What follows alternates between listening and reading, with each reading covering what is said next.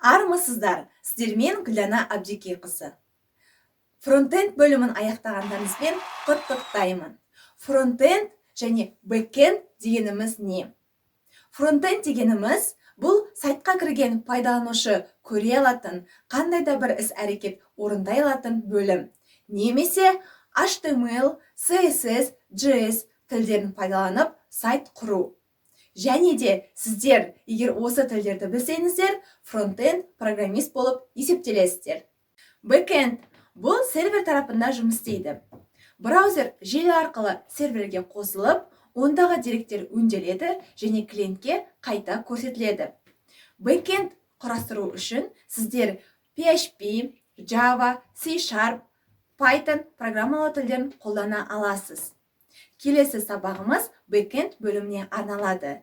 Және де бұл бөлімде сіздер PHP, MySQL тілдерін қолданып мәліметтер қорын құрасыздар. Келесі сабақта жүздескенше.